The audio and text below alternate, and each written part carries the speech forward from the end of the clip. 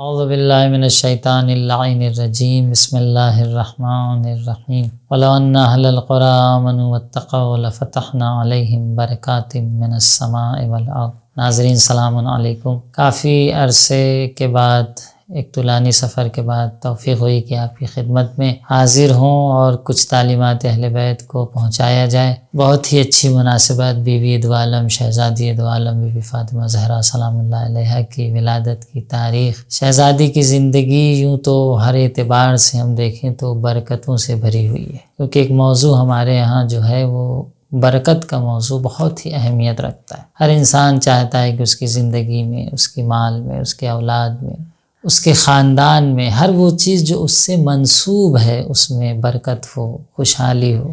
تو برکت ایک حقیقت ہے کہ جس کو انکار نہیں کیا جا سکتا۔ ہم بھی چاہتے ہیں کہ ہماری زندگی میں برکت ہو۔ بہت سے لوگوں کی زندگی میں ایسا دیکھنے کو ملتا ہے کہ مال ہے، دولت ہے، اولاد ہے، لیکن کچھ برکت نہیں نظر آتی۔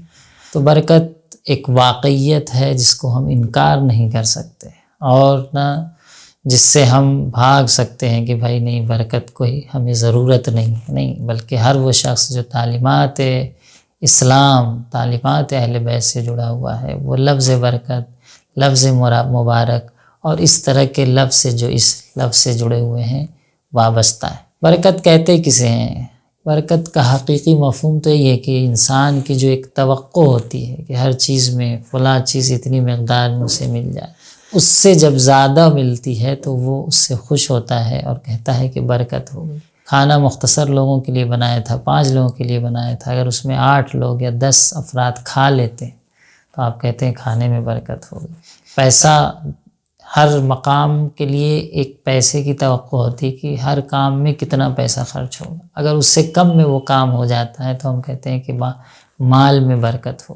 اسی طریقے سے اولاد میں بھی برکت ہوتی، اولاد صالح ہو، نیک ہو، نرینہ ہو، کم ہو لیکن صالح ہو، دین کی خدمت گزار ہو، بہت سی چیزیں، تو یہ سب زندگی کے برکت کے عنوان ہوا کرتے ہیں اور ہم اس لفظ سے جڑے۔ تو عزیزوں، زندگی میں برکت ہم بھی چاہتے ہیں۔ بہت سے کام ہیں کہ جس سے ہمیں برکت ہماری زندگی میں، ہمارے کام میں ملتی ہے، جیسا کہ قرآن کی اس آیت میں ارشاد ہوا کہ اگر اہل قریٰ ایمان لائیں اور تقوی اختیار کریں، گناہ سے دوری کریں، واجبات کو انجام دیں، تو ہم ان کے اوپر آسمان و زمین کی برکتیں نازل کریں۔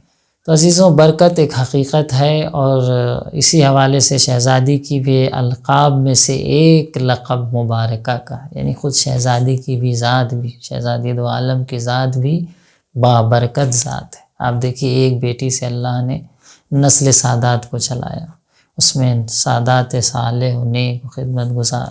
کہنے کا مقصد یہ کہ شہزادی کی زندگی بھی برکتوں سے بھری ہوئی، وہ بیٹی جو بابرکت بھی ہے اور اپنے باپ کے لیے رحمت بھی ہے۔ تو شہزادی کے القاب میں سے ایک لقب مبارکہ ہے، یعنی وہ ذات جو خود بابرکت ہے، اور جو چیز آپ سے منسوب ہو جاتی ہے وہ بھی بابرکت بن جاتی ہے۔ بہت ہی خوبصورت واقعہ سنا ہوگا کم و بیش آپ لوگوں نے کہ آپ کا ہار کا واقعہ کتنا مشہور ہے۔ ایک ہار کس طریقے سے بابرکت بنا کہ رسول گرامی اسلام مسجد نبی میں تشریف فرما ہے، اور ایک سائل آتا ہے، بھوکا ہوں، لباس نہیں ہے، ضرورت ہے۔ آپ نے کہا کہ میرے پاس اس وقت کچھ نہیں ہے، ہاں میں تمہیں ایک گھر کا راستہ بتاتا ہوں، ایک گھر کی نشاندہی کرتا ہوں، وہاں جاؤ، تمہاری حاجت پوری ہوگی۔ شہزادی کے گھر کی نشاندہی کیا رسول اللہ نے۔ سائل آتا ہے، دق الباب کرتا ہے، دروازہ کھلتا ہے، حاجت کیا ہے؟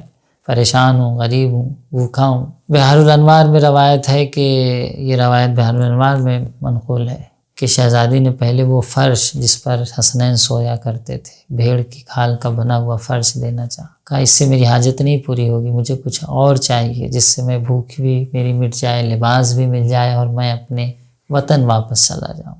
تو اس وقت شہزادی نے وہ ہار جو آپ کو جناب عبدالمطلب کی بیٹی نے آپ کو ہدیہ کیا تھا، وہ ہار لاتی ہیں اور آپ کے حوالے اس سائل کے حوالے کر دیتی ہیں۔ سائل ہار کو لے کے نکلا، مسجد میں خبر ملی جناب عمار یاسر کو کہ سائل کو شہزادی نے اپنا ہار عطا کر دیا ہے۔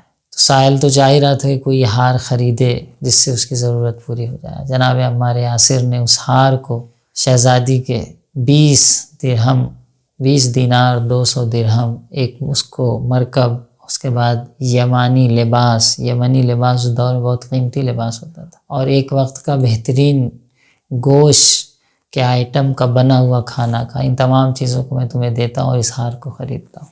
ہار کو لے لیا، پھر اپنے غلام کو دیا، کہا کہ یہ ہار رسول اللہ کی خدمت میں لے کے جاؤ، اور کہا کہ میں نے آپ کو عطا کیا، ہدیہ کیا ہے یا رسول اللہ۔ وہ شخص ہار کو لے کر، یعنی وہ غلام ہار کو لے کر رسول اللہ کی خدمت میں آتا ہے، اور آنے کے بعد رسول اللہ سے کہتا ہے، رسول اللہ نے کہا کہ یہ ہار تو میری بیٹی فاطمہ کا ہے، میں نے تمہیں اس ہار کے حوالے کیا، یعنی یہ ہار لو اور تم بھی شہزادی کے لیے، یعنی میری بیٹی فاطمہ کے لیے تم کو بھی عطا کر دیا، غلام کو کہہ رہا۔ اور غلام پھر اس ہار کو لیتا ہے اور لے کر شہزادی کے دروازے پہ آتا ہے، دق الباب کرتا ہے، کہتا ہے یہ ہار آپ کو رسول اللہ نے مجھے کہا ہے کہ لا کے دوں، اور مجھے بھی یہ کہا ہے کہ میں بھی آپ کا غلام بن جاؤں۔ تو شہزادی نے ایک مرتبہ ہار تو لے لیا، اس کے بعد اس کو لیکن اس غلام کو آزاد کر دیا۔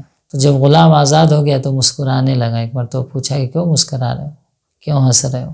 پوچھا گیا کہ کیوں ہنس رہے ہو؟ تو کہنے لگا کہ مجھے تعجب ہے اس ہار کی برکت پر، اس ہار نے ایک بھوکے کو کھانا کھلایا، ایک بے لباس کو لباس پہنایا، ایک بے مرکب کو، ایک یعنی جس کے پاس سواری نہیں تھی اسے سواری عطا کیا، اور ان تمام چیزوں کے بعد ایک غلام کو آزاد کیا، کیونکہ وہ خود غلام تھا اور اس کو شہزادی نے آزاد کر دیا تھا۔ ایک غلام کو آزاد کیا اور اس کے بعد وہ اپنے مالک کی طرف واپس چلا آیا۔ مجھے تعجب ہے اس ہار کی برکت۔ تو عزیزوں، بے شک شہزادی کا لقب اگر مبارکہ ہے تو جو چیز شہزادی سے منسوب ہو جاتی ہے وہ بھی بابرکت بن جاتی ہے۔ آئیے کوشش کرتے ہیں شہزادی کی ولادت کی تاریخ پر کہ ہم اپنے کو بہتر سے بہتر شہزادی سے منسوب کرنے کی کوشش کریں۔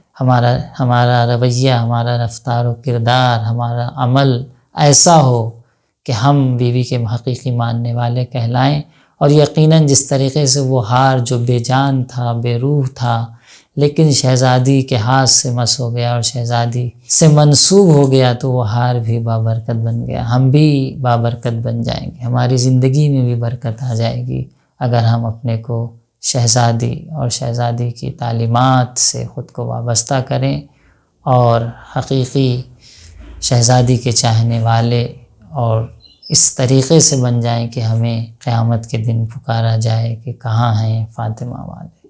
تہ دل سے اس پرمسرت اور بابرکت مناسبت پر، اس خوشی کی تاریخ پر تمام آپ حاضرین کی خدمت میں، ناظرین کی خدمت میں تہ دل سے تبریک و تہنیت پیش کرتے ہیں۔ انشاءاللہ شہزادی سے دعا ہے کہ ہماری تمام دنیاوی و اخروی حاجتوں کو اپنی بارگاہ میں قبول فرمائیں، اور ہم سب کی زندگی میں ان کی عنایت ہو کہ ہماری زندگی با برکت ہو۔ السلام علیکم ورحمۃ اللہ۔